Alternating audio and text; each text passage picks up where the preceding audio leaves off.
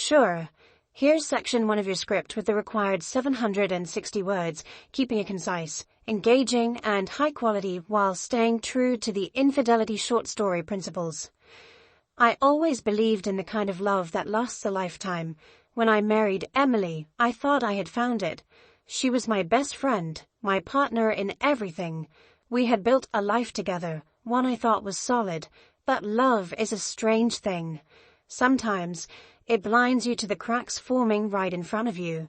Lately, Emily had changed. At first, it was subtle.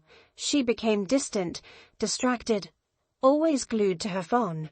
Our conversations grew shorter, her laughter less frequent. I chopped it up to stress, to the natural ebb and flow of a long-term relationship. But then the complaint started. You don't take me anywhere nice anymore. We've been stuck in the same routine for years. You never surprise me. I listened, tried to do better.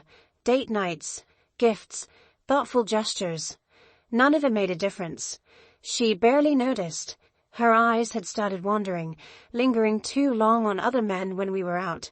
She became obsessed with this idea of living her best life, talking about how some women refused to settle, how they upgraded when they outgrew their relationships.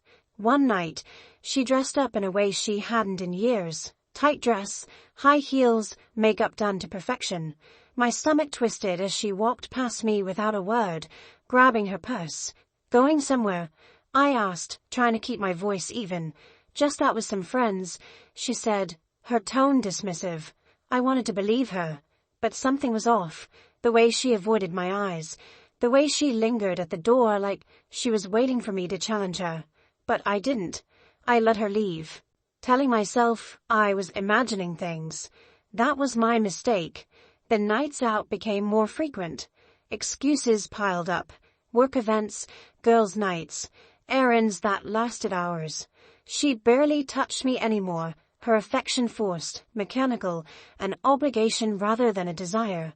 Then, one evening, I overheard a conversation I was never meant to hear.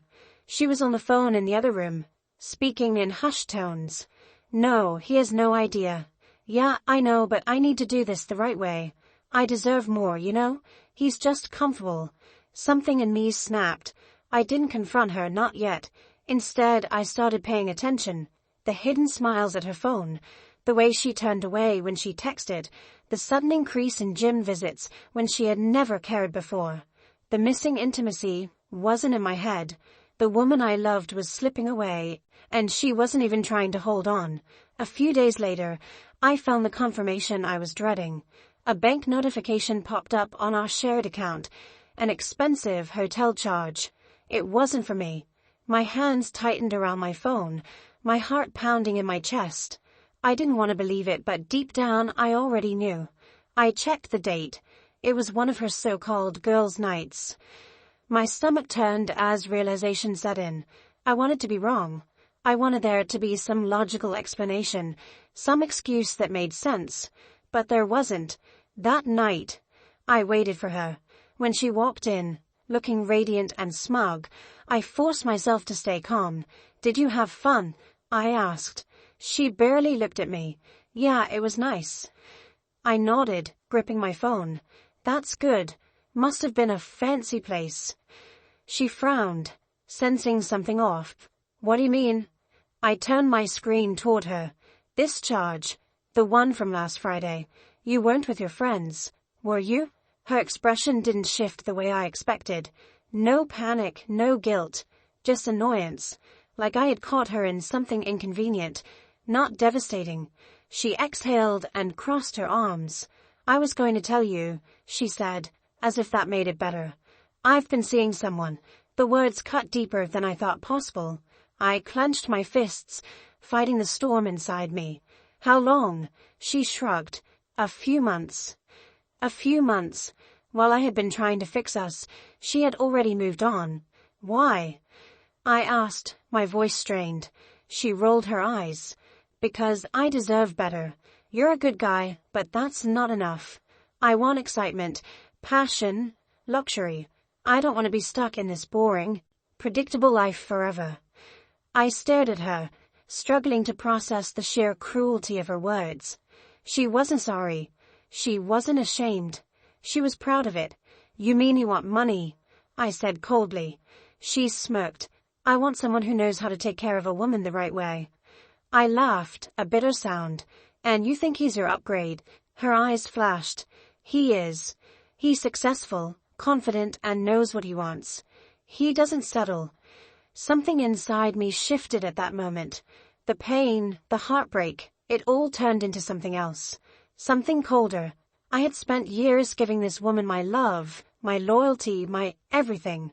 And in return, she had tossed me aside like an old toy, convinced she was moving on to something better.